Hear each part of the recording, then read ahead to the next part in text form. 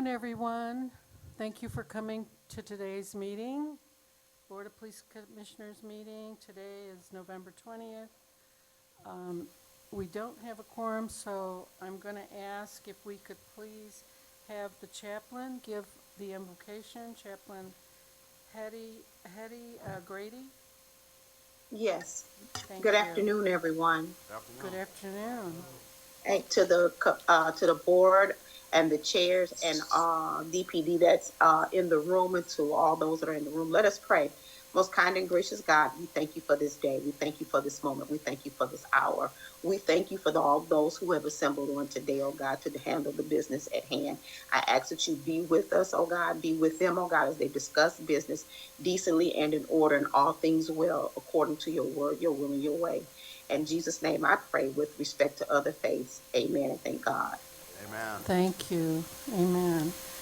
And now we'll go to oral communications, and I just want to remind the public that use discretion on public comment due to heavy agenda. Instead of 2 minutes, we're going to limit the remarks to 1 minute. We have 3 closed sessions today, which is the part of the reason. And an inappropriate language and comments may delay TV broadcasts and video posts. Please protect your privacy during the public meeting and during broadcasts and reruns. Do not state your specific address or personal phone number during this meeting. Thank you. Could we have the first speaker, please? Thank you, Madam Chair. Our first speaker will be Kelly Wilson.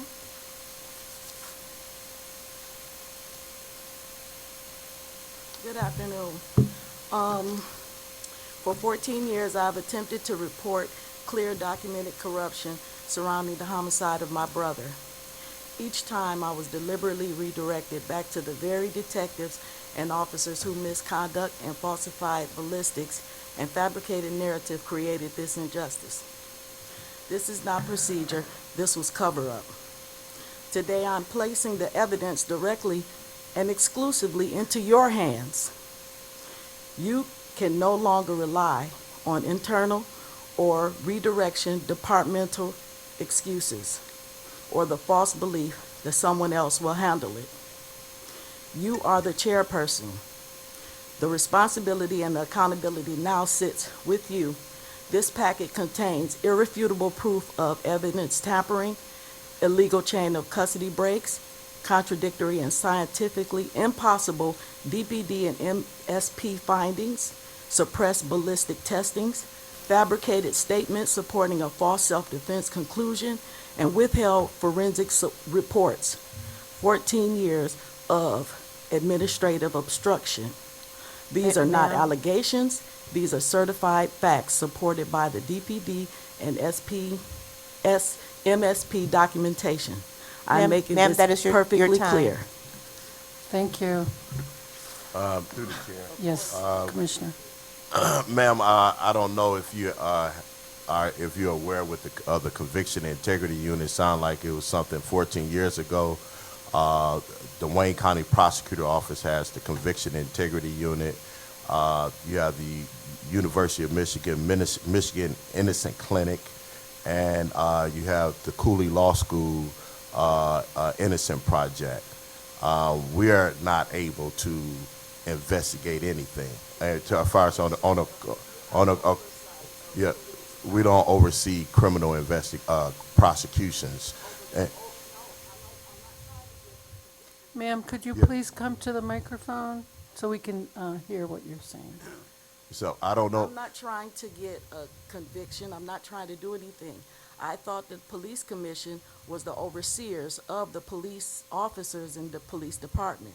I thought that if I brought you the facts and the evidence of corruption, then you can at least have someone other than DPD oversee it and resubmit the warrant to the prosecutor's office. She couldn't make a decision based on the fabricated evidence. Are you saying that someone was convicted or someone was killed? My brother was killed. Okay, all It right. said it was self-defense, but Okay. my brother had, And there's no did- prints on the gun that my Let me brother ask you this, had. ma'am. Let me ask you this. I'm sure, and the chief could clarify this, that you guys present warrants to the prosecutor office, and it's up to the prosecutor to go with the charges or not, right? Commissioner Woods, Vice Chair, we prepare an investigative report that contains the facts. The prosecutor, based off of those facts and the probability of conviction, will determine whether or not she will proceed and bring charges. Okay. The prosecutor said it was self-defense, that my brother had a gun. There was no scientific evidence that my brother had a gun. And also, there were two shooters that Okay. the officers concealed. Okay, ma'am.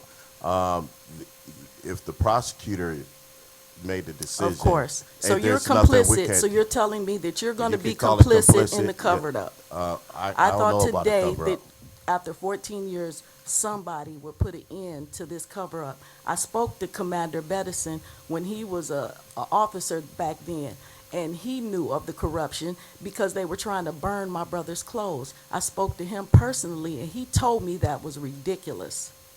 And he said that that wasn't going to happen. To this day, my brother's clothes are still missing. Okay, and I'm sorry for your loss. But And that's, no we- one we- explained the two different bullet casings found on the ground. Okay, If there's two different casings, that means there's two different shooters. okay. I'm very sensitive to what you're saying, and I'm sorry for your loss. We don't have the power to What deal is your with. what is your function? According to the charter, we are responsible for oversight of police department, but we have limited jurisdiction, and when it comes to criminal cases, we do not handle that. You I'm know, and talking so about that's not criminal cases. I'm talking about corruption, misconduct. and so, Chief Investigator, have we ever received anything from her? Over 14 years, 10 times. Okay. And so if the findings is the findings, you know, if they have issued their findings, there's nothing we can That's do to because unearth you it. kept sending me back to the same officers that was covering it up. Have someone talk with her, Chief Investigator. No, I want to talk with the chairperson because if your Okay. job is to oversee the police officers and I'm giving you proof of the corruption, then I would think you would have something to say about that. I would think you would be appalled. If there is some corruption, but people have due process, we I have have to. the paperwork for Okay. you, the proof right here Chief of two Investigator, bullet have someone casings. work with her, and you can go to our investigators and they'll look into it and see what they can do. Right back. Okay. She's not a police officer. Thank you. Next speaker, please. Our next speaker will be former Commissioner William Davis.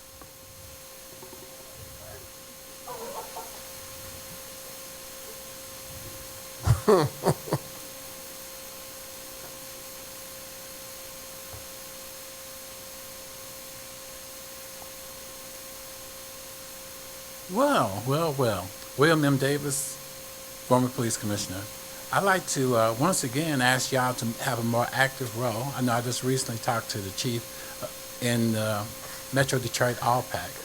I was involved with it before I got on the board, during the time I was on the board, and since then. I was just selected to be the citizen co-chair, and we have the chief of police in Dearborn as the law enforcement co-chair. Because, you know, I think that we need to make sure that we have the most available data and information and looking at the best policies and procedures. Frequently, we have Stephanie Chain or someone from her office and other different people to come to our meetings. And hopefully things will improve. Also, as a side note, I noticed one thing, too. After I left the board, I didn't get a retirement badge, even though other people did.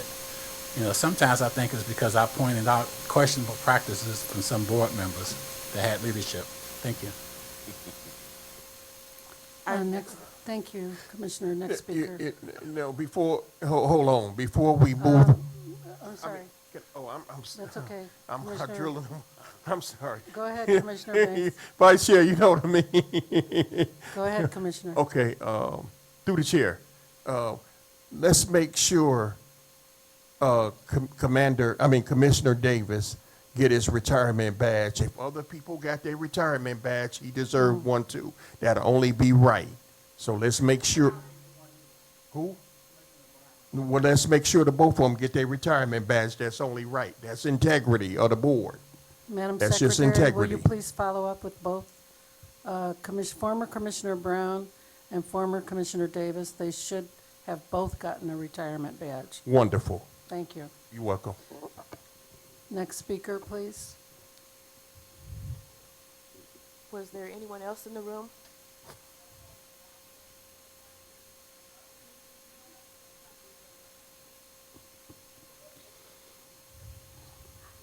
State your name for the record. Charles got it on Zoom correctly. Hello, my name is Sharnita Williams. Today is 11/20/25. I'm here talking about the illegal corruption of ex-offenders on the Detroit Police Department. I've been speaking about this for quite some time. Now, they call him Black Jesus. Now, he's on the Detroit Police Department. Know for certain he was locked up. And there's a few other ones I know personally that's on the Detroit Police Department. Chief, how does it, any way possible, how could they even got on the Detroit Police Department when some of them still on parole? We have the same fingerprints. I want to know, how could this happen? And then, like I stated last time, 2 weeks ago, Internal Affairs officer came to get their weapons from Cheryl Hall and LaShonda Houston and other officers that reside at 3426 Mack Avenue. We got crazy people, killers, rapists, all kind of mental ill people that's on the Detroit Police Department. And what are you guys going to do? You sit up here on your devices all the time and delegate and say what you want to say and say this is what to say behind, sit up there with your earbuds on and always give the answer. Through the chair. Through the chair. Oh, I would just Chief? like to just make a comment to that comment. She said that Black Jesus is a member of the Detroit Police Department, and so I know Reuben Crowley goes by that name, and I don't know if she's speaking of Reuben Crowley, but Reuben Crowley is not a member of the Detroit Police Department. He's a private citizen, and he'll probably be on this Zoom in public comment soon, but I just want to make that fact clear. And I'm not aware of anybody with felony convictions or criminals that are on the police department. So I just want to let the public at large know that. And that would be a violation of MCOs, the standards. And as you know, individuals, when they do violate the law, we have an internal affairs unit, and I hold them accountable. But the Detroit Police Department does not, what she described, that's just not accurate. Thank you. Thank you, Chief. Madam, you already spoke. Your time is up. Next speaker, please. Madam Chair, we're going to go into Zoom. Our next speaker will be Molly. Good afternoon, Commissioners. I just wanted to ask if prior to the presentation later and discussion of the Gunshot Detection Technology SIOGS report, if you could clarify the timeline of any renewal of the ShotSpotter contract and if and when DPD will be seeking to renew that contract. I understand that the contract itself expires in the middle of next year, but if DPD or BOPC will be having discussion about the technology prior to this, and I know we're going to have some discussion later, but I guess it's just unclear whether that's about the renewal of the contract or just the technology itself. But I think it's important that the community be given as much notice as possible so they can contribute and be given opportunity to voice their opinions and concerns. So again, if you could just clarify just the timeline going forward for discussions of renewal of the gunshot detection technology contract, that would be much appreciated. Thank you. Chief, do you have any comment with regard to that question? Through the chair, of course, it'll probably be sometime, of course, before the contract expires, and so I could see the conversation happening in the first quarter of 2026. Thank you. Next speaker, please. Our last speaker on Zoom, or our last public comment, will be by the individual with the last 3 digits, 124.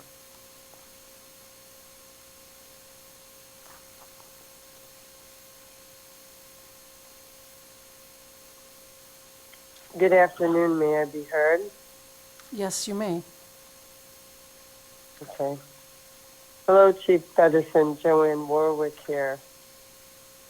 I remembered the name of the sergeant who misrepresented to me her duty, the police officer's duty to fully fill out a form when somebody's hit in the street, which I was, and I'm suffering back pain, but they didn't take all the information down. It was Sergeant Fitzpatrick in the 3rd Precinct, a white female.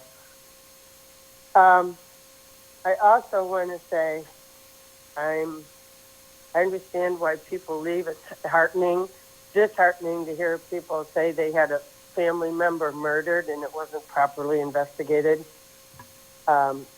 I also want to say that I was harassed illegally in the KMAC building by Allied security guards who then called in DPD reinforcement, a female named Jackson, badge number 549.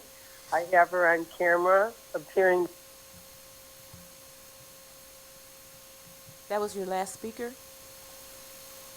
Thank you. Okay, I think we can go to the, correct me if I'm wrong, the parliamentary, can we do a report by HR without a quorum? Only if the HR is a staff member for the BOPC. Is she a member of the staff of the BOPC? She reports to... She reports to this board. No. A lot of people report to this board.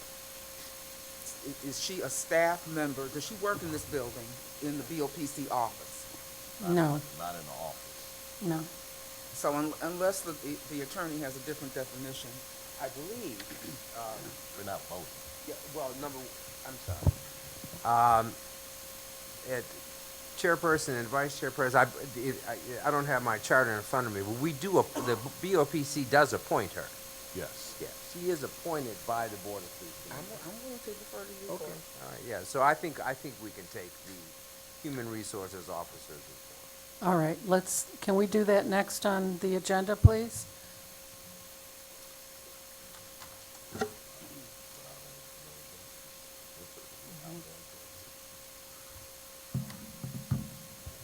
Good afternoon. Through the chair, I'll be giving 2 reports. One report is going to be for the month of September, and the other report will be for the month of October. And please state your name for the record, please. My name for the record is Katrina Patillo, Director of Police Personnel, Human Resources Bureau. Thank you. So for September, the department was staffed at 96%. For sworn, we had a total of 97%, 72 vacancies, 3% vacancy rate. For civilian, we were staffed at 92%. Vacancy, we had 68, 8% vacancy. For police assistants, 96%, and vacancy rate of 4%. Looking at the sworn recruiting from beginning of the fiscal year till September 30th, we had a total of 1,520 applications. In processing was 638. We had 29 that withdrew, 318 that was archived, 55 that was fired, 55 that was hired, 150 that was temporarily disqualified, 124 permanently disqualified, 245 that was waiting MCOs. When we look at the MCOs testing, for the written test and for the physical agility schedule, for written we had a total of 167. We had 86 that appeared, 61 that passed, which was a 71% passing rate, 25 that failed, 29% failure rate, 81 no-shows. For physical agility, we had a total of 191. 94 appeared, 63 passed, 67% passing rate, 31 failed, 33% failure rate with 97 no-shows. We had an academy class graduation of 21. We had total of 75 new hires during that month. For September, it was 27 sworn, 48 civilians. For Detroit residency, we had a total of, for Detroit, 603 sworn, 391 civilians, 12 police assistants. For non-Detroiters, we had 2,005 sworn, 412 civilians, 11 police assistants. Of those numbers, for civilian new hires, we had a total of 14 Detroit residents. And for sworn new hires, we had a total of 6 Detroit residents. For attrition, we had a total of 41. That was 32 sworn, 9 civilians. We still had one student intern that is currently still with us. For our leave of absence, for sworn, FMLA continuous, we have a total of 15, civilian 4. FMLA intermediate sworn, 94, civilian 62. Paid parental leave, 14 for sworn, 3 for civilians. Medical leave, 5 for sworn, 1 for civilian. Military, 8 sworn. Restricted, 81 for sworn, 12 for civilians. Disabled, 28 sworn, 2 civilians. And sick, we had 26 sworn, 10 civilians. For personnel suspensions, we had a total of 25. They were all police officers. For monthly separations, we had a total of 32 in September. 28 were police officers, 3 were sergeants, 1 detective. And then for our drop deferred program, we had a total of 464. Are there any questions for the month of September? That's the chairperson's job. I'm sorry? It's your job to ask if there are any questions. Yes. Are there any questions among the commissioners? For the record, we do have Commissioner Smith who just joined us, and we do have a quorum. So should I go back to the agenda? If we could hold off on your second report. There are no questions from what I understand. And then we can call the meeting to order and have an official meeting. Okay? Thank you. I'd like to have the roll call, please. Secretary, Madam Secretary. Commissioner DeWalsh, Present. Commissioner Woods, Present. Commissioner Banks, Present. Commissioner Dell, Present, District 4. Commissioner Jones, Commissioner Smith. Present. 6 present, Madam Chair. Thank you. At this time, could I have a motion to approve the November 20th agenda, please? So moved. Support, Madam Chair. It's been moved by Commissioner Wood, supported by Commissioner Jones. Any discussion? All those in favor indicate by saying aye. Aye. Opposed? The motion carries. And now if I could get a motion to approve the minutes of November 13th, 2025. So, Madam Chair. Second. It's been moved by Commissioner Jones, seconded by Commissioner Vice Chair Woods. Any discussion? All those in favor indicate by saying aye. Aye. Opposed? The motion carries. We also have, need a motion to approve the minutes of November 6th. Madam Chair, Yes, madam. they can be approved in gross. They can be approved. You can take all of those as a bundle. Okay. They approve the minutes of November 6th, no, the closed session. The closed sessions, okay. Let me list Now, those. if someone objects, then they can object to, and we'll pull that one out and vote on it separately. Okay. So we have minutes not just for November 6th, but also for the closed session minutes of November 6th for Ali DeKalala. The approval of the closed session minutes for November 6th for Shane Shaw. The approval of closed session minutes for November 6th for Zachary Melvin. And can I get a motion to approve all of those in a bundle? So moved. Support. It's been moved by Commissioner Woods, supported by Commissioner Jones. Is there any discussion? Hearing none. All those in favor indicate by saying aye. Aye. Aye. Opposed? The motion carries. And now, could I please have Madam Secretary introduce the staff and elected officials, the representatives, and the chief and his staff?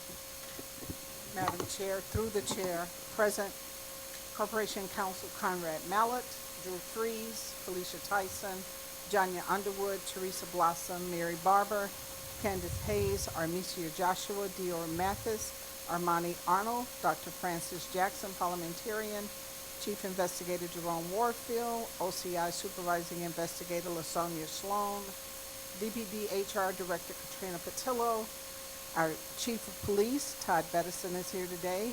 Our interpreters are Angelique Taylor and Dr. Stephanie Beatty. Court reporter Don Handyside in person. Enrique Jackson, audiovisual, and Charles Henry, media services. And our photographer is present as well today. Maria Overall, State Representative for State Representative Tyrone Carter's office. LaDon Davis of Council Member Fred Durhall's office. Frida Butler, 2nd Precinct, Community Relations. Nicole Fisher, 4th Precinct, Community Relations. Mark Young, I don't see, but was registered.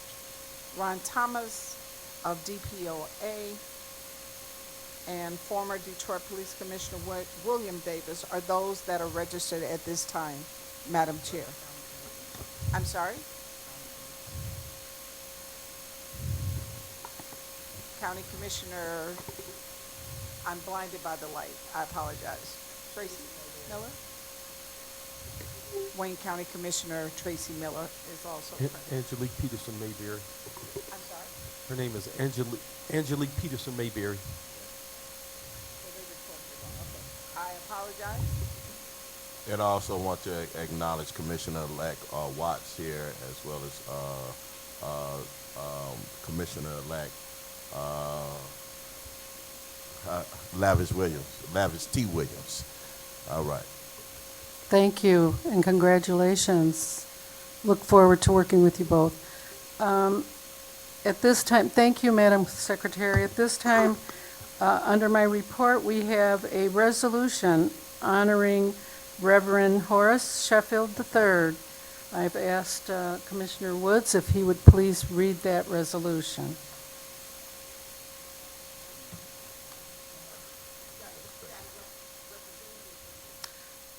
Wonderful. It's a representative here. Thank you. You may come. If you want to come up to the podium for right now. Resolution honoring Reverend Horace Sheffield III. Whereas Reverend Horace Sheffield III was born into a family that believed in education, civil rights, social activism, and faith. As the son of Reverend Horace Sheffield Jr. and Mary Otto Sheffield, young Horace studied hard in school at the side of his parents, who was always active in causes and events for racial equality, social justice, and the success of the city of Detroit, including reforms that led to the election of Mayor Coleman A. Young and the creation of the Board of Police Commissioners. And whereas with such role models and opportunities to witness social change makers, Reverend Sheffield became a local and national leader, at times following his father's footsteps and blazing his own new trail. It says trial there. I hope you correct that. His past and present positions include the CEO of the Detroit Association of Black Organizations, known by generations of Detroiters as DABO, president of the Michigan chapter of the National Action Network, national chairperson of Restore Black Wall Street 2021 campaign, chairperson of the Detroit Ecumenical Ministers Alliance, national board member of the Black Leadership Commission on Aid and National Cares Movement, a lifetime member of the NAACP, and the pastor of New Destiny Fellowship. He is a member of Psi Beta Sigma Fraternity Incorporated, Beta Sigma Detroit graduate chapter, as well as a radio show host and media personality. And whereas police commissioner since 1974 has worked with Reverend Sheffield doing numerous efforts and programs to improve community safety, police community relations, and civilian oversight of the police department. While pursuing mutual goals, the board always knows Reverend Sheffield as a great partner and a powerful voice for advocacy in winning the fight against any community challenge. As he has said, social activism is more than helping the community, it's reaching and changing lives for a better tomorrow. His teachings are evident to all and in the legacy passed to his children, Horace IV and Mary, who now blaze their own paths, including the history of his daughter as Detroit's youngest city council president and 2026 the city's first female mayor. Therefore, be it resolved, the Board of Police Commissioners recognizes Reverend Horace Sheffield III for decades of civic leadership and advancing public safety and community-led civilian oversight of law enforcement. His tremendous works and achievements have changed, improved, and strengthened lives of people in Detroit across the United States. I move for its approval. It's been moved by Commissioner Wood, supported by Commissioner Jones. Any discussion? All those in favor indicate by saying aye. Aye. Aye. Opposed? The motion carries. Congratulations. Could you please introduce yourselves and then come up here and we'll take some pictures? Good afternoon. My name is Minister Valerie Lamb. I am the executive assistant of the CEO, Mr. Horace Lindsay Sheffield. Although the things that you have mentioned on this day are numerous and many, there is so much more to the work that he does. I'm sure that he feels that it is truly an honor to be considered in this position. And for him, I say thank you, and the work shall continue. Thank you so much. And I'm Deacon Quincy Leverett, and we are honored to be here, and Reverend Bishop Horace L. Sheffield III is honored as well. And we thank you all. Thank you so much. So could you come up to the front, please, and we'll take some pictures? Commissioners, anybody want to go up for the pictures, please? Yes.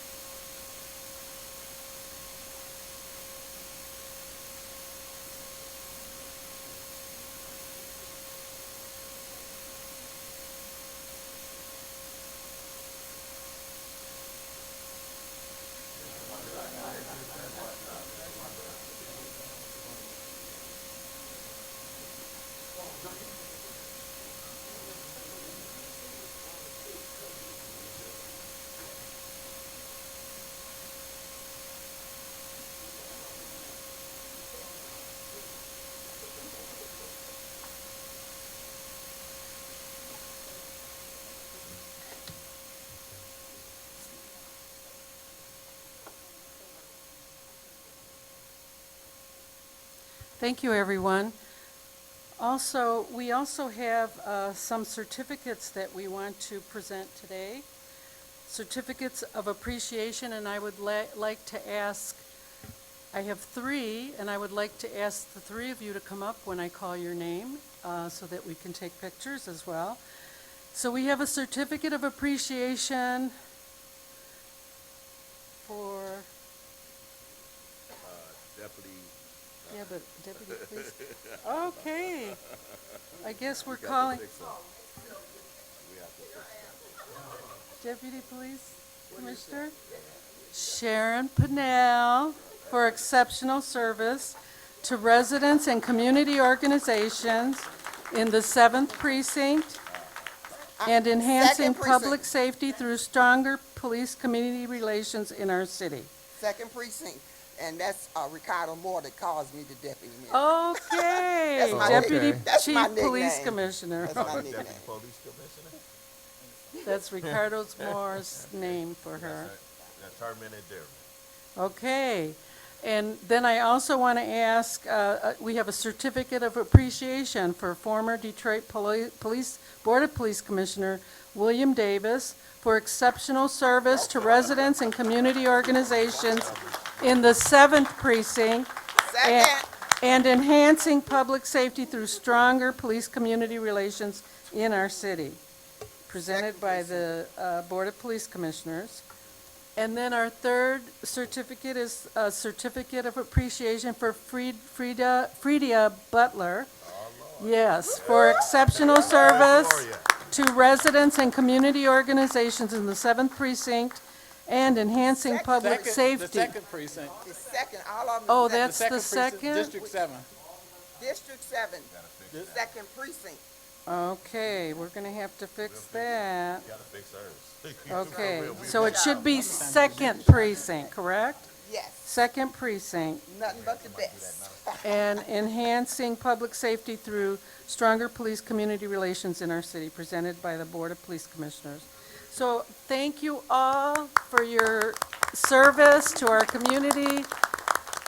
We'll ask you if you'll please come up front and we'll take a picture with the chief and with the board, please. Come on, let's all go.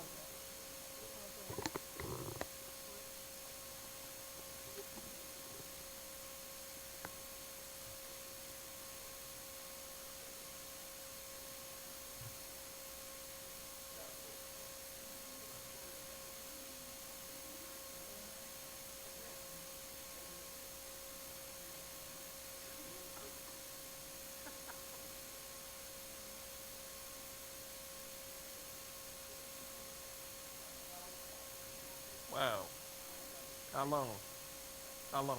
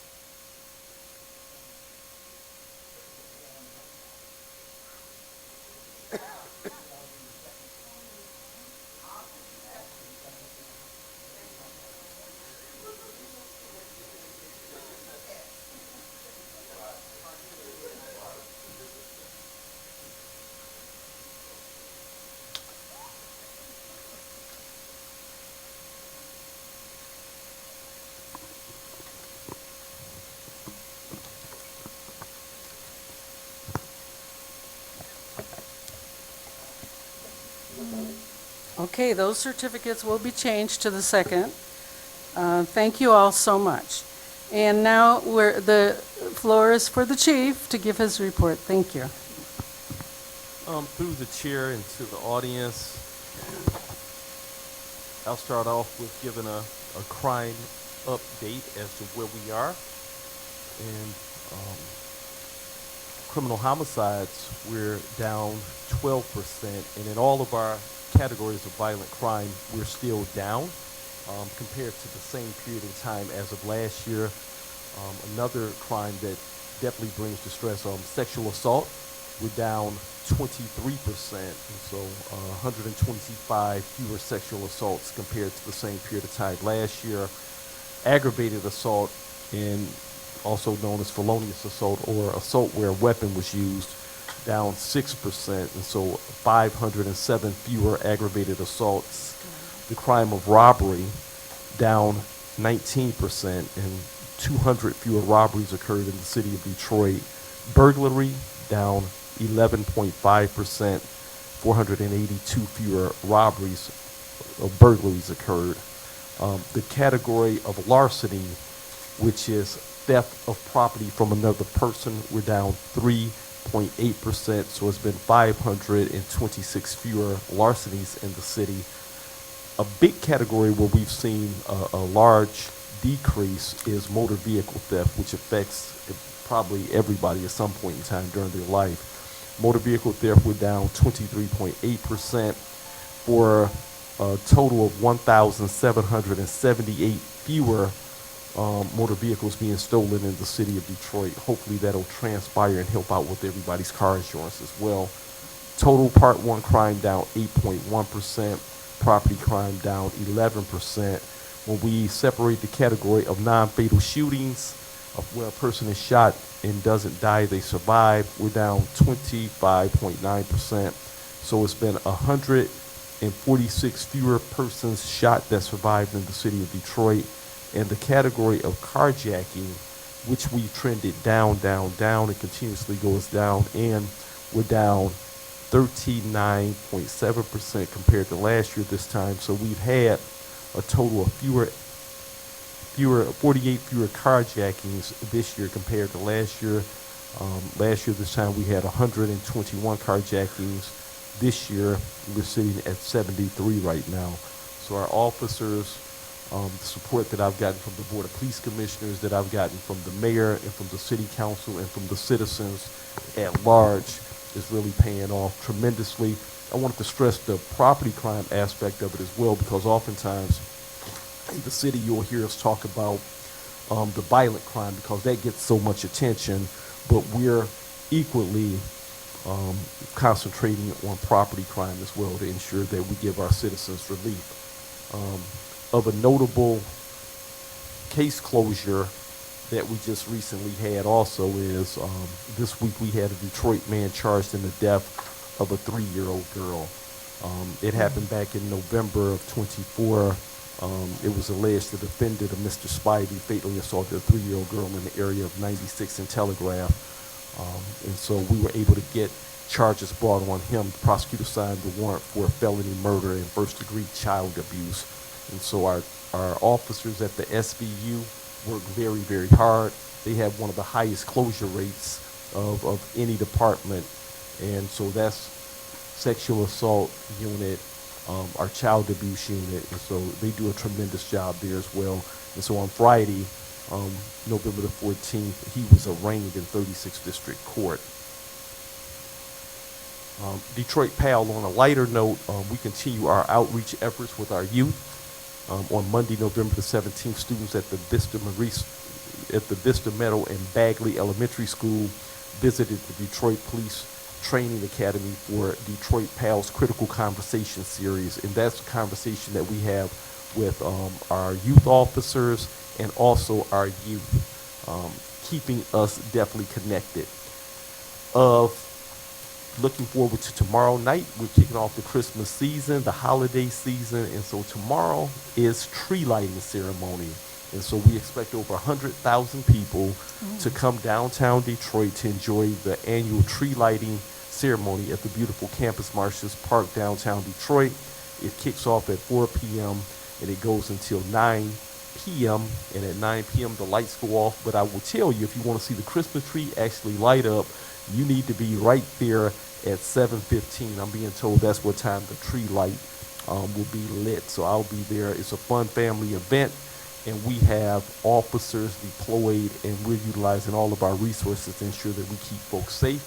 And I've even doubled the number of resources that I'm going to have this year compared to next year to ensure that we keep everyone safe. We want to remind parents of the city's curfew, as that's 8 p.m. for children 15 and under, 11 p.m. for 16 and 17-year-olds. So if your child violates the curfew, you can potentially expect a parental responsibility ticket. And of course, you know that a first-time offense is $250. Thanksgiving theme events. On Saturday, November 22nd, the Detroit Police Department 11 precincts will be hosting our senior turkey bingo. And you know, it's turkey season, everyone, so I'll just make it short. Where throughout November and leading up to Thanksgiving, we're going to be giving out a lot of turkeys. So with our precincts, each one of our precincts will be doing different things. The second precinct will be hosting a turkey giveaway at the precinct. That's going to be on Sunday, November the 23rd. On Monday, November the 24th, and on Tuesday, November the 25th, Detroit PAL, they'll be giving out turkeys at the corner ballpark, and I could just go on and on and on. So with that, that concludes my report. Thank you, Chief. Did you say at every precinct they're going to be giving? I'm pretty sure they will be. So the public can just maybe call the precinct to get the time and the date? Absolutely. That would be great. Or go to our website. Thank you. Thank you so much. We're going to go back to, I'm sorry, any questions? Commissioner Banks. Thank you so much through the chair. Chief, good job, you and your administration lowering crime citywide. Thank you, sir. Yes. I'll accept that. That's the work of the men and women of DPD, but it's collaborative, all of us. And so I give it back to you as well. Oftentimes with transparency, having a board of oversight and having the public, and we have these crucial conversations, but the technology that you have supported us with, that helps us because we've been able to identify the right individuals and actually get prosecution in ensuring that we get the right individuals and hold them accountable as well. And without it, it would be fewer lives saved. Chief, everything starts with the head first. The head first. And then the oil comes down. If the head is weak, everything else gonna be weak. So everything starts with you. Thank you, sir. Amen. It's working. Thank you, Commissioner. Commissioner Woods? Yes, Chief. I heard you talk about the curfew. I want to have it reported back to this board in terms of how that has been working, and if there has been some interventions with some of the family members through the court or whatever. We'd like to see what those numbers look like since we enacted the new curfew law. City Council did. Absolutely. Thank you, Vice Chair Woods. I will definitely pull the data and get that to you. Just anecdotally, I can tell you that when we first announced it back in July, and we started putting it out to the public and asked the public to be involved and call 911 if they saw large groups of children out, to alert us, because we remember what was happening back in July and August. Yes. The public did call, and we tracked the 911 calls that came in, and the number of calls that were coming in. The trend line has been down, down, down. I maybe got 2 911 calls last week from the community regarding curfew, so it's trended down. And I'll get you the other data, sir. Yes, sir. Thank you. Any other questions for the chief? Thank you, Chief. We want to go back to the oral communications. Do we have any additional community members who want to speak? We have one. Mr. Smith, if you could come to the mic. We're going to bring up the timer back at 1 minute.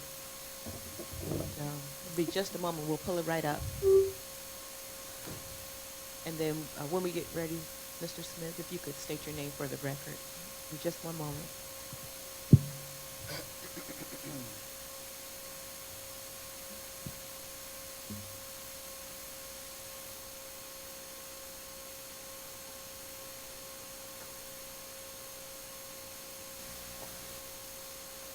Good afternoon. My name is Jadante Smith, for the record. I'm not sure if Ms. Danielle Williams was able to give a statement today on public comment. I was driving, so I wasn't able to see. But she is the mother of Matthew Eakington II, a DPD officer who was allegedly in a murder-suicide in Livonia with no investigation by the Livonia Police Department or the Detroit Police Department. There is also a pregnant lady who I'm in contact with in the city of Detroit. She was tased and arrested and put with her hands behind her back while 8 months pregnant after her young loved one was killed at a scene. And so I just submitted a FOIA to get the video. I don't know what her lawyer's doing, but she is in an active lawsuit. So there are so many young women, or just not even young women, women in general who I'm working with who have grievances against the city of Detroit Police Department, unfortunately. I wish I could get more of them to come in person. Some of them are in different places and they have different things going on in life. 3 p.m. doesn't work for them, but very disappointed that I have to be up here talking about a pregnant woman tased and her 15-year-old son tased, regardless if they were disruly or disgruntled. There was a white officer who didn't understand black residents, and it was ridiculous. And also a woman being shot 6 times. Ridiculous. Thank you. Thank you, sir. Through the chair. Commissioner Banks. I want to ask, Mr. Smith, a question. Jadante, where was the black woman, the black pregnant woman tased at? Was that in Detroit, or would you say Livonia? No, that was in Detroit. So she was the 4th precinct. If you could request a video, that would be nice, because I have to wait 30 days for it. But I think it was November the 5th. I have it in my phone. I got the FOIA information as well, but it was November the 5th on the east side. I believe it was around the 4th precinct. Okay. And it was a murder scene. And so I think one of her young relatives was murdered, and she was at the scene, and she was visibly distraught. Okay. I'm requesting the video on that, that we see that lady that was the pregnant woman that was tased. We need to see a video on that. And also, Jadante, I love you to life, man, but I'm disappointed at you because you didn't run for District 4 or 5. You are a strong leader, brother. You got good, strong leadership. I just don't tell anybody that. I love your leadership, your drive, your tenacity, the way you conduct yourself. You can make an impact on this board. I know you can. I've been watching you for the last 2 years, brother. You need to run. I love you. I love to see you in action, man. So, you know, get yourself, get out there, man. I appreciate that. Congratulations to I'm mad at you, brother. Commissioner-elect Beverly Watson, Commissioner-elect Lavish Williams. Congratulations. Absolutely. Yes, thank you. Are they here? Yeah, Yes, yeah. they're Okay, I've been hearing a lot about Lavish Williams. I've never seen him before. He's here? Stand Would up, you like Lavish. to stand up, Mr. Wilson? There you go. And that's Commissioner-elect Watts. Who? Commissioner-elect Watts. She's on the board too? She What will district? be. She will be. 5? Burtonville District. Right. Oh, okay. All right, thank you. Thank you, Wonderful. Commissioner. Next speaker, please. That's your last speaker, Madam Chair. Thank you so much. We're going to go back to our agenda item presentation to the board, the HR Director Patillo.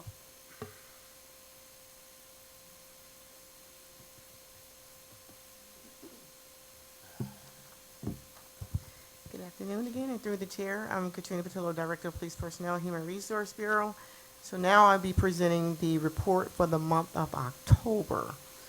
So the department was filled at 96%.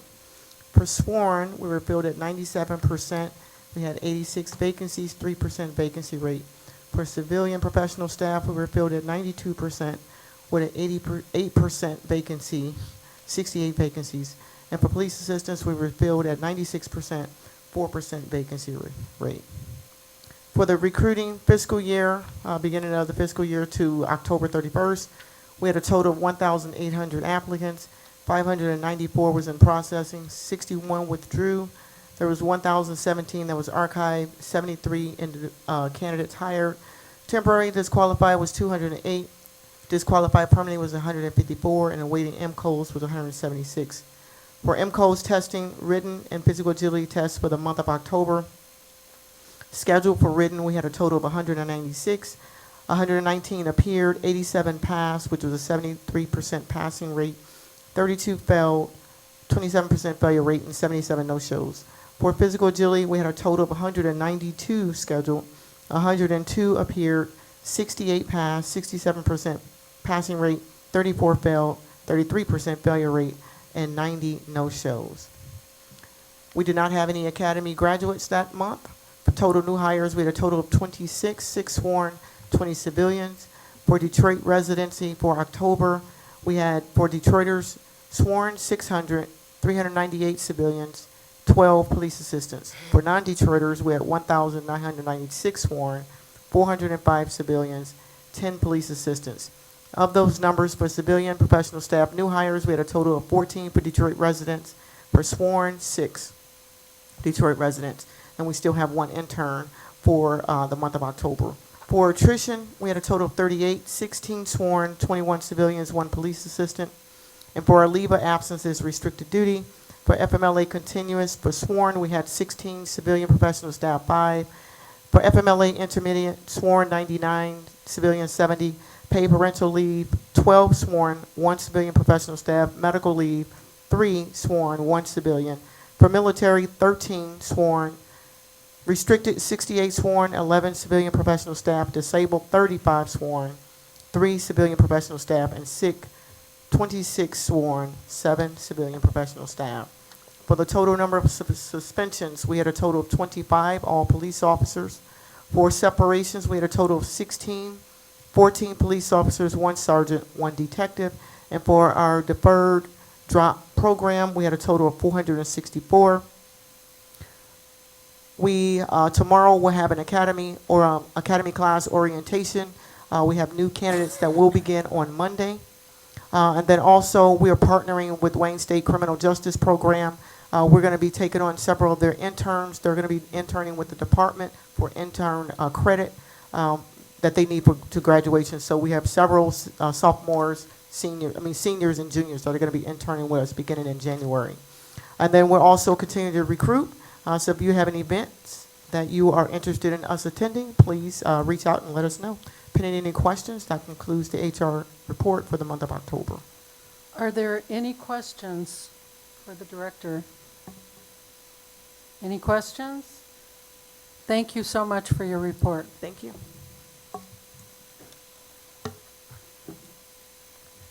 Want to acknowledge that Commissioner Burton has joined us. Thank you. And now could we get the report from Madam Secretary? Madam Chair, through the chair, under your tab 6, board members, there are a number of items today for your review. The draft annual report for 2024-25, the reports from November 10th, November 17th, facial recognition and shot spotters. Also, the CEOGS report, gun detection technology, that will be coming forth under unfinished business next. Your copy, there's another copy there for your convenience. There is also an applicant appeal memorandum, also the 2 committee meetings held on Tuesday, Budget Committee and Policy Committee, highlights from both of those. A reminder to our attendees today, there will be no meeting of BOPC next week due to the holiday, November 27th. The next board meeting will be Thursday, December 4th, 3 p.m., here in this room, Skylar Herbert, DPSH. The next community meeting will be the following Thursday, December 11th, 6:30 p.m. at Wayne County Community College District, Curtis Ivory Campus, located a few blocks from here, 1001 West 4th Street. The next committee meetings for November and upcoming the beginning of December are as follows.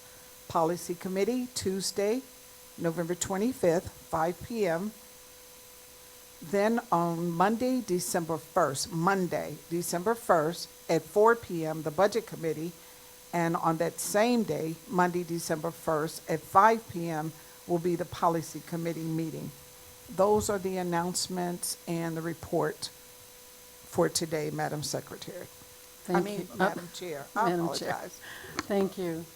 Commissioner Woods? Madam Chair, I'm getting a text from Commissioner-elect Keneal saying that there's no sound or visual on Zoom right now. Is that being worked out right now? I believe that is probably why Ms. Underwood left the table. I don't have the text right now, but Yeah, she said we're back now. She said it was a period that was gone, so they must got it restored. Okay, thank you. Thank you. We should be all set. All right, thank you. Next, we have item number 7, unfinished business. And we have a public hearing on the CEOGS report, gun detection technology. So is that DC Parrish?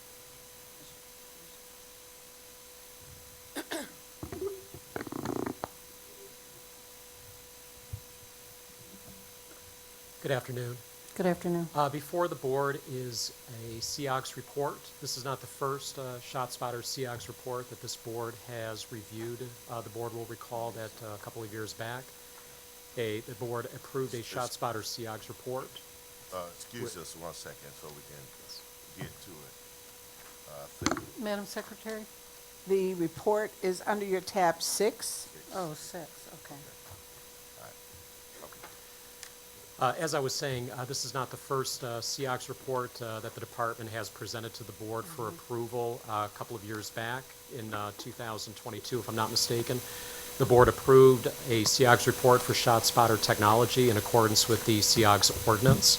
The posting of that specification report, as well as other work done, ultimately led the Office of Contracts and Procurement to approve a ShotSpotter expansion in accordance with that CEOGS report, and also noting that the Board of Police Commissioners had approved a ShotSpotter technology directive as well. We are back before the board with an updated CEOGS report because something has changed. The department is working with OCP to extend the ShotSpotter contract for up to 1 year. The board will recall that it is in our budget. ShotSpotter technology payments are in our budget. We will not exceed what our budget allows us to spend on ShotSpotter technology for that. But because this is an extension and because the fiscal impact has consequently changed, an updated specification report is appropriate, and we have submitted that to the board for your approval. I do have DC Bliss here to answer questions regarding specifics about ShotSpotter technology, and I'm also available to answer questions and any concerns that may come from this group. Thank you, DC. I think after your presentation, we have public comments. So public comments, and comments will be limited to 2 minutes. Could we have our first speaker, if we have any?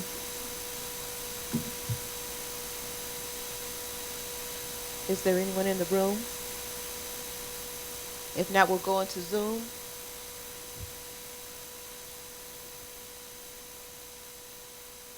So our first speaker will be Victoria Camille.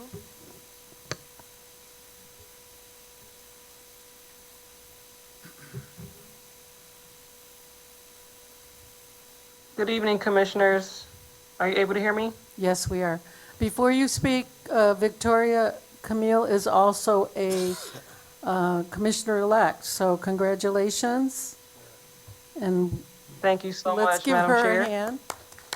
I look forward to serving with those of you who will still be there and the other new commissioners that we have coming on in 2026. So in regards to the CIOGS report that's been submitted, I'm not sure what DPD's timeline is for the board to approve this, but I would ask the board to do its due diligence to have an independent look at or analysis of the ShotSpotter data. An independent group outside of DPD to take a look at the data. We know that there has been reports that the existing contract violates the Detroit's oversight law that was determined by an appeals court. And then there are other cities across the country that are rejecting or abandoning the technology in favor of addressing the root cause of violence due to its high cost, questionable effectiveness and accuracy, and impact on community relations. And Detroiters deserve transparent and independent analysis of this tool's effectiveness as well as its risk, and not information that is coming from DPD or the manufacturer, someone independent. So I would encourage the board to take its time and do its due diligence to have that independent analysis done and provided to the public before moving forward. Thank you. I yield the rest of my time. Thank you. Thank you. I'm sorry, Corporation Counsel, ma'am. Madam Chairperson, thank you. The only thing I wanted to do was just comment on Commissioner-elect's observation that the Court of Appeals declared CIOGS, and I'm perhaps putting words in her mouth, but that something had been done wrong by DPD as it relates to CIOGS. What the Court of Appeals said was, over the course of years, before the ordinance was adopted, there was there were lots of technical initiatives brought up by DPD, which did not require CIOGS. What the Court of Appeals said is that if you are renewing any kind of surveillance technology, it has to go through the CIOGS process. There's no such thing as it, quote, being grandfathered in. DPD, under the leadership of Chief Bedison and DC Parrish, then immediately worked with OCP to create this report, to create the public comment opportunities that will be given by the Board of Police Commissioners, also, Madam Chairperson, by the City Council, just to be sure that people are aware of the surveillance technology being introduced. And as per the ordinance, this CIOGS report is on the website. So that's what the Court of Appeals was indicating. And I just wanted to be clear that, yes, it was a correction. Court of Appeals did note that the City of Detroit had to follow its own ordinance.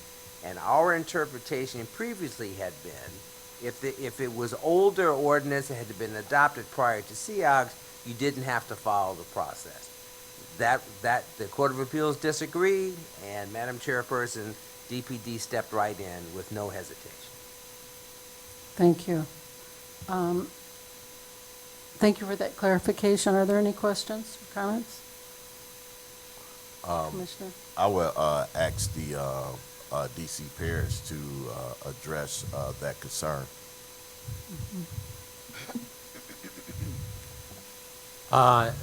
Speaking to one of her concerns that police agencies have stopped using the technology, I would argue that those police agencies were using the wrong metrics of success. DPD uses this technology to change behavior. We are not looking to arrest people. We will if necessary, but we are looking to deter people from carrying guns to begin with. We want to deter people from firing guns to begin with. And the data has shown that over the years where we install ShotSpotter, we get fewer and fewer 911 calls for gunshot-related incidents. Those agencies that dropped it, they dropped it in large part because they were saying, we're not arresting enough people. I think that's the wrong measure of success. At the end of the day, all of our enforcement efforts are geared toward changing behavior. Sometimes that is through the arrest mechanism. But preferably, if we install these sensors and people think twice before bringing out their guns, I would say that is the best success that we could possibly have, because we've convinced people to change their behavior, and at the same time, we didn't have to put people in jail to do it. Commissioner Woods? Can you thank you through the chair. You have any information on how many lives been saved through this technology? I don't have that right now as I speak. DC Bliss, was any analysis done on that? Oh. If I could introduce the board, Brandon Manners, who keeps all data regarding ShotSpotter. Okay. Good afternoon, everyone. Good afternoon. Brandon Manners, Interim Director for Crime Data Analytics. So as of past Sunday, we had 47 non-fatal shooting incidents that had a ShotSpotter alert. 19 of them didn't have a 911 call associated with it, and we found 11 of those 19 victims because of the ShotSpotter alerts for the year. That's tremendous. Thank you. Commissioner Bill, I'm sorry, go ahead. Through the chair, I just wanted to even simplify it a lot simpler. What Mr. Manner just said, shot is fired, individual is hit, nobody calls 911, person is bleeding out. Because of ShotSpotter, DPD officers get there along with EMS, we're able to get to a person to the hospital and save their life. So that's exactly how it works as well. And so Thank you, individuals' Chief. lives have been saved. Thank you. Commissioner Bell? Madam Chair, I just want to support ShotSpotter. It's a necessary tool. We don't have to rely on a system called 911 after the fact. We get notification all the time in reference to responding serious injury on the scene from ShotSpotter report. So it's working, it's effective, and it's a necessary tool to address the issue we have in the city of Detroit. Thank you. Thank you. Any other comments? Commissioner Woods? Yeah, through the chair, I would share those sentiments. If this outside of a 911 call, and this technology saved one life of any Detroiter, is good enough for me. And because we live in a time where people are shooting guns, and this technology is worth us moving along to go to city council so that they can do their due diligence. It will be a public hearing on the city council level, and so I wholeheartedly support saving any life of any Detroiter. Any other comments? Commissioner Burton? Based off the news report about the Court of Appeals, and then listen to our constituents across the city that talks about ShotSpotter, I think it might be best if we can send this to the policy committee to review, because we do have members of the community want the board to do its due diligence by investigating whether ShotSpotter is a tool that we should be invested in. Also, in addition to that, there was a judge ruling in Rochester, New York, several years ago, talk about how the technology is not reliable. That was in the Savon Simmons case. You know, so I just think that, you know, it'd be nice if we could send this to the policy committee so they can review this. The commissioner would need to make a motion to refer, and would need to be specific about what is being referred. I'd like to make a motion to send this report to the policy committee so the policy committee could review it thoroughly and then report back to the full board. There's a motion on the floor by Commissioner Burton to refer this back to the policy committee and then make a report to the full board. Is there a second, Madam? Is there a second? Motion lost for want of a second. Okay, motion fails. Yes, Thank- lost Is lost for want of a second. because of not having a second, yes. Okay. What is the desire of the board here? What is the, can we have through the chair, have the DC to come and explain what is the process moving forward? Absolutely. If the board approves the ShotSpotter specification report, we will alert the OCP director, Ms. Sandra Ustall. From there, she will act on her aspects of the COGS ordinance, that is to ensure that it is properly posted, make sure that it is communicated to City Council, so City Council can, if they so choose, to hold a public hearing and to review the contract accordingly. And they too will have the opportunity to give the public open comments so that they can express their viewpoints on the technology, and that will help inform City Council's determination on whether this extension can be granted. I move to, Through the chair. We still have public Chair. comment. we still have public comment. One quick, Go ahead, Commissioner Burton, just 1 second. thank you, Madam Chair. I just want to just point out the fact that, you know, that the city of Detroit has not had a field study when it comes to ShotSpotter when the ShotSpotter was first, introduced or implemented. There are other cities that had field studies. We have not had a field study, nor have we heard from anyone from the ShotSpotter organization to come and present to this board. I think that we should have someone from ShotSpotter come and talk to us about this technology. There's no reason that other cities are pushing back from it. Why is Detroit is all for it? But as an oversight body, we have to do our due diligence too and investigate this technology, see if it's working. Look at the return on investment. How many shots are fired? How many arrests? You know, how many convictions are made from this? You know, something is not working here. Something is not adding up. And I think we really need to look at that report from the Court of Appeals, and I think we really need to look at that. There's no reason that people are pushing back from this. So I'd like it if we could do our due diligence and really investigate this before we move forward. Commissioner, any other comments or questions? Okay, we're still under public comment, so I believe we still have a few, or some individuals who want to speak. Yeah, through the chair. Oh, Commissioner. Yeah, Go yeah. ahead. I'm just getting some in, Chair. The incident, what happened was on November the 2nd. This homicide investigation, the lady's name was Deatrice Trammell, and the pregnant lady.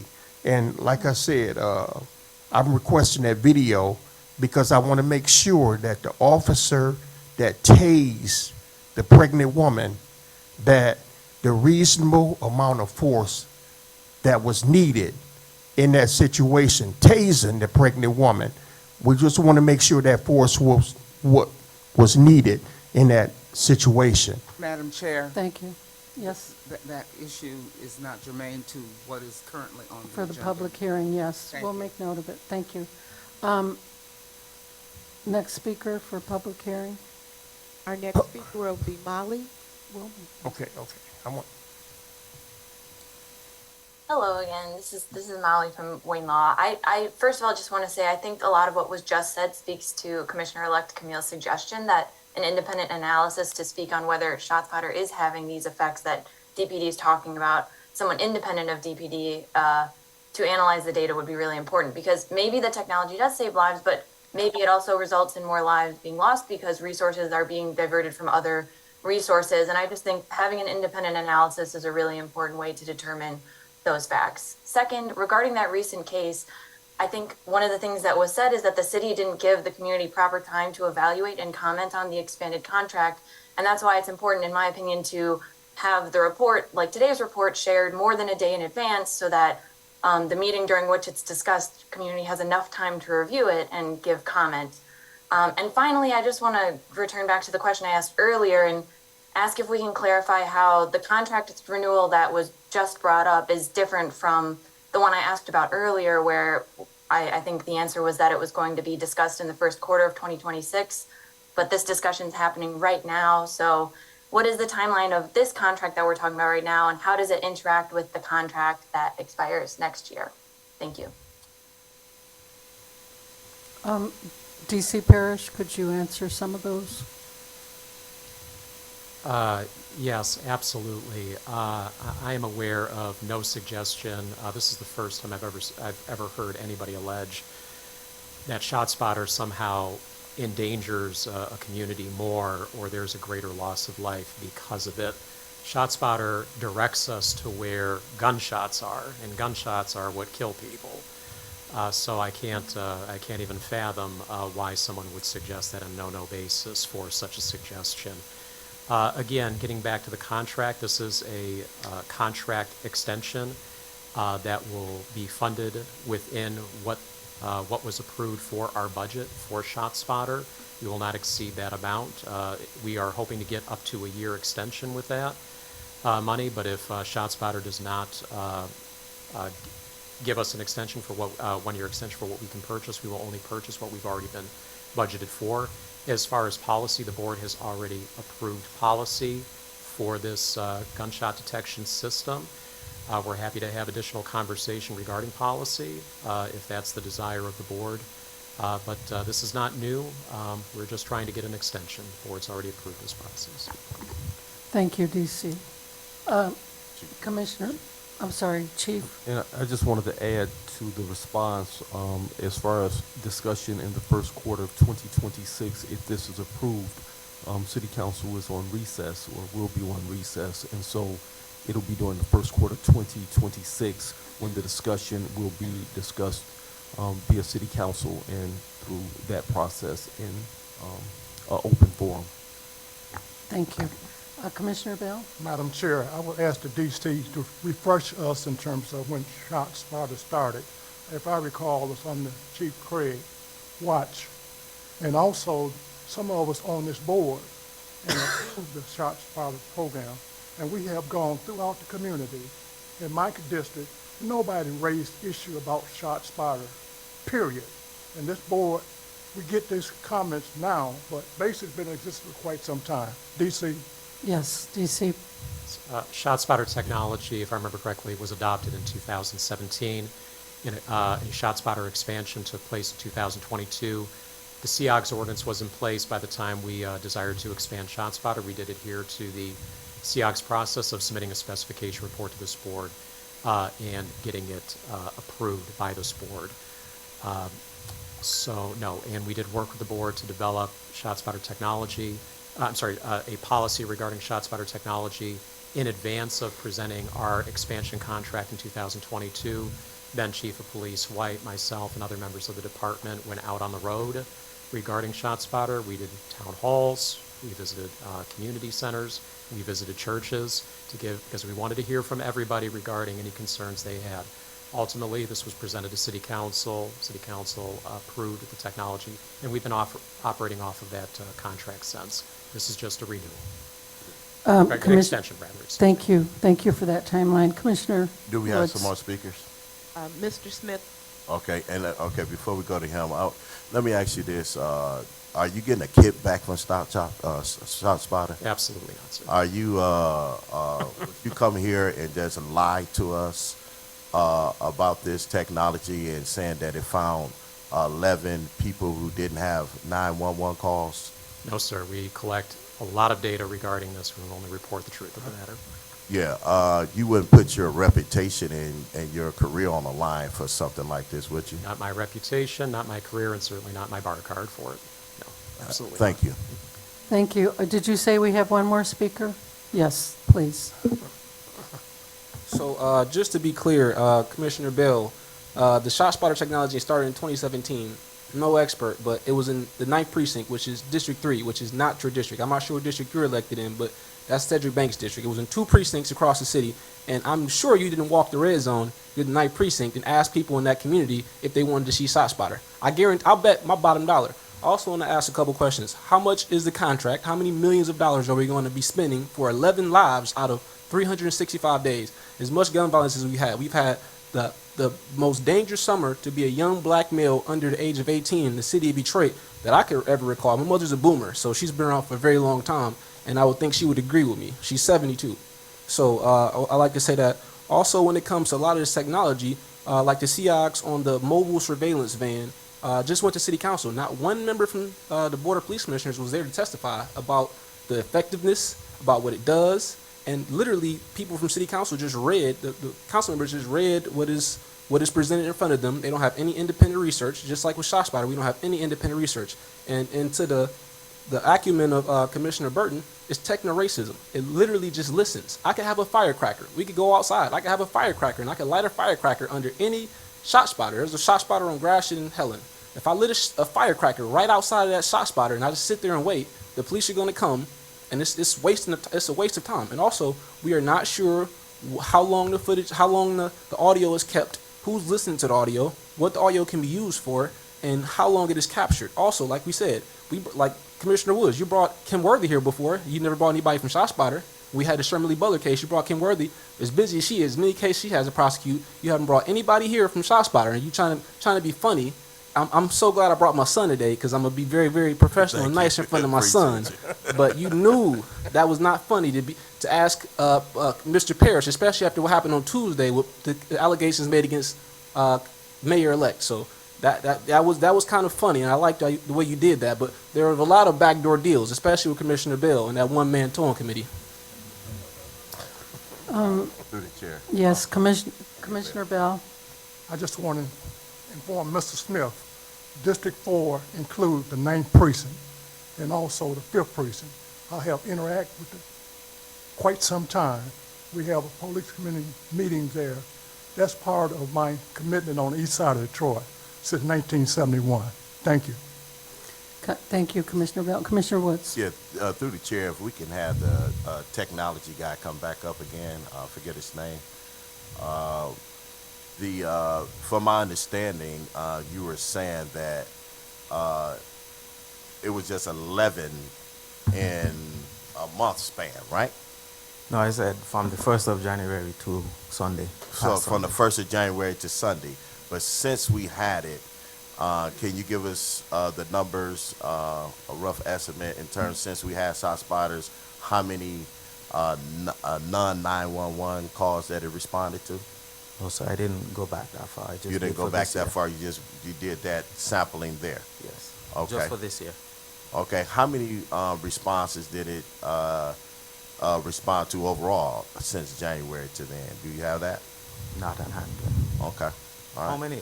Repeat your question. Sorry. How many did it respond to outside of that were attached to a 911 call?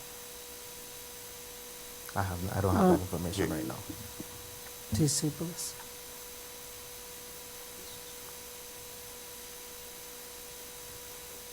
Okay, so from the 1st of November, they had, from the 1st of January to the 2nd of November this year, it's 9,453 incidents, ShotSpotter alerts. Last year we had, during that same time period, we had 12,755. Okay. So it reduced by 25%. Okay. Okay. Thank you. Thank you. Any other question? Commissioner Banks. Yeah, right here. Mr. Smith mentioned about you can't detect a firecracker from a gunshot. That's true with ShotSpotter, and we need to consider that you cannot detect a gunshot from a firecracker. DC Parrish? Through the chair, the acoustic sensors tied to ShotSpotter are gunshot specific. A firecracker is not going to be confused with a gunshot. Now, let's just stop there for a second. Let's assume, for the sake of argument, that a firecracker could be confused for the purposes of those sensors. The information that that sensor picks up goes to ShotSpotter Incorporated, and they have a verification team. So before any information is submitted to DPD, it's got to go through the verification team. Only after it has been analyzed and verified as gunfire is information then transmitted back to DPD for our response. So, no, firecrackers and gunshots will not be confused, but even if it were, let's say a fluke happened, even if it were, it would be verified and then it would come to us. So, no, we're not going to be responding to firecrackers. Okay, good job. Thanks for clearing that up. For approval, Chair. Okay, there's a motion to approve the gun detection technology. Let's see, let's clarify the motion. I make a motion to advance this to the city council as they do their due diligence this CIOX report for concerning ShotSpotter. Second. Okay, it's been moved by Commissioner Woods, seconded by Commissioner, was it Bell? Bell. Are there any questions? Madam Chair? Yes. Parliamentarian's a little bit confused. Do you need to approve the report? Yes. So the motion needs to include the word approve, because you can refer report and not approve it. So I move to approve and to refer. Thank you, sir. Okay. All right, it's been moved and seconded. Are there any questions or just further discussion? All those in favor indicate by saying aye. Aye. Opposed? Okay, one opposition, the motion carries. Thank you. Thank you to everyone who presented the report. And now we'll go to new business, and this is going to be a closed session pursuant to Section 81A of the Open Meetings Act, MCL 15.268A, the department's request for the board to consider administrative leave without pay but with medical benefits for police officer Michael Golden, badge 3967, assigned to the 10th precinct. Is there a motion? So moved. Second. Okay, it's been moved by Commissioner Wood, seconded by Commissioner Bell. Any discussion, all those in favor? Aye. Oh, aye. Aye. Okay, opposed? Okay, the motion carries. We'll be in recess 3 minutes.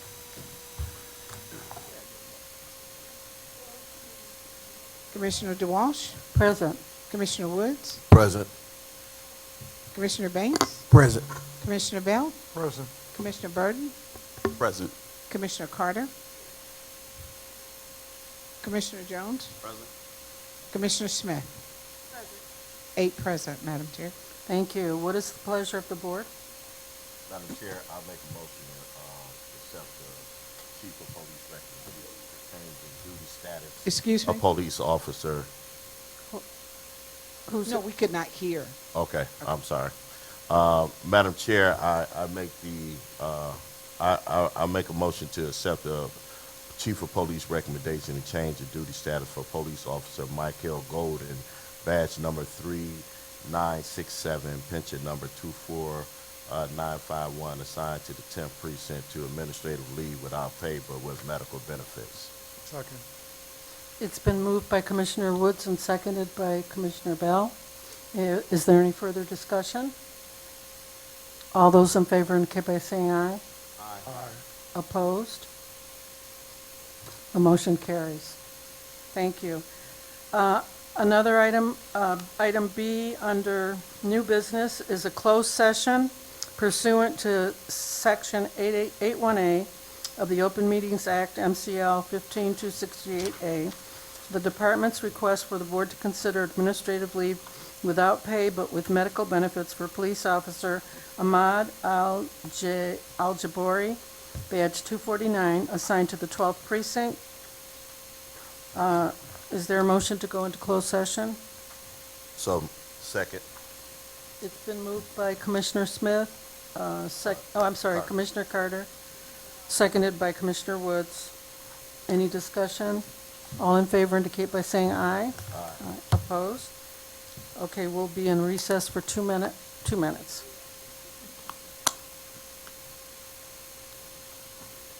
I'm going to call the meeting to order. Could I please get a roll call, Madam Secretary?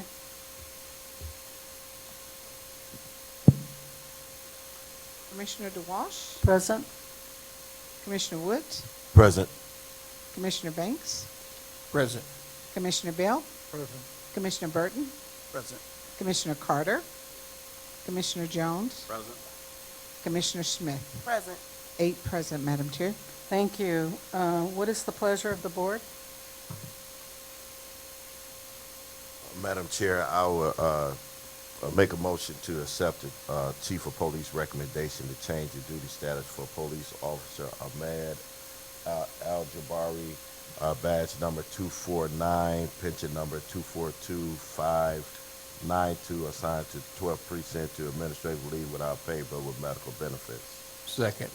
It's been moved by Commissioner Wood, seconded by Commissioner Bell.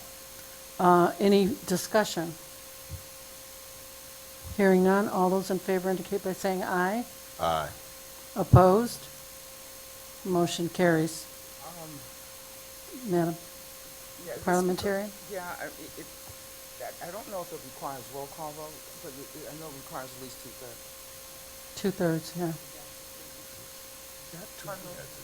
Yeah. I know it requires two-thirds, and generally, if you're gonna do two-thirds, you don't want that to be a voice vote. It can be show of hands, but it needs to be something where we can document how many people are voting. Corporation Counsel, I'm sorry. Yes, ma'am. I mean, it didn't appear, we didn't hear the voices of assent. So can we just do a show of hands and dispense with it? For 2/3? Okay. It looks unanimous. Okay. Okay. Thank you. Declare All the right. motion carried. Motion carries. Thank you very much. Thank you. Now we're going into closed session pursuant to Section 81E of the Open Meetings Act, MCL 15268E. Corporation Counsel Conrad Mallett will present DPD lawsuits and settlements. Is there a motion? Move to go into closed session. Okay, it's been moved by Commissioner Woods. Who was it supported by? Commissioner Jones. Any discussion? All in favor indicate by saying aye. Aye. Opposed? We're in closed session, 2-minute recess. Yeah. Call to order, please. Roll call. Please, Secretary. Present? Commissioner Woods, Present. Commissioner Banks, Present. Commissioner Bell, Present. Commissioner Burton, Present. Commissioner Carter, Commissioner Jones, Present. Smith. Present. 8 present, Madam Chair. Thank you, Secretary. I believe we have a motion. Yes, Madam Chair, I would like to make a motion in honor of the Honorable Fred Durhal Jr. In his passing, that we have a resolution prepared and wanted to be approved and waived from it being read in the record because I don't know when the service will be. So that's my motion. Is there a second? Second. Commissioner Bay, second, or Oh, Commissioner Bell? Yeah, I Okay. second it too. Okay. I Motion knew- made by. I knew both of them. Motion made by Commissioner Woods, seconded by Commissioner Bell. Any discussion? Anybody want to say anything? All right. All those in favor indicate by saying aye. Aye. Before we, Wait, let me take a vote. All those opposed? Motion carries. Thank you. Now, Yeah, this is important to me. Vice Chair Woods, which one passed? Was it Duros, the father, or? Father, your father, very honorable statesman. Okay, because they both got the same name. But it's Junior. He's the third. yeah. The young Okay. one- The young one is. the Okay, third. okay. Okay. Thanks for that. Thank you. What's the pleasure of the board? Move to adjourn. Okay, it's been moved, seconded by Commissioner Banks. All those in favor indicate by saying aye. Aye. Opposed? Thank you. Thank you for being here today. Appreciate it. And everybody have a Happy Thanksgiving. happy